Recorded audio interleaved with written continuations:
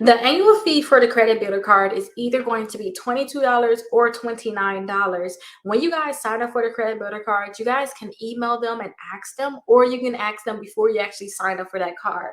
But that card does have an annual fee, and I believe it's more of $29 as the annual fee for this card. When you guys sign up, you have to put a $200 deposit down.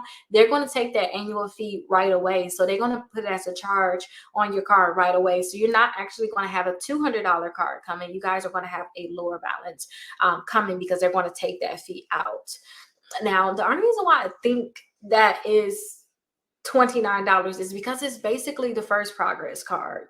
That's all it really is. It's actually the first progress card, and I think they're going to give you that $29 annual fee for that card. But definitely email them.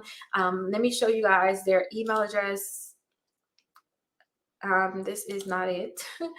Let me get that email address for you, because you can email them and ask them exactly what's their annual fee for sure.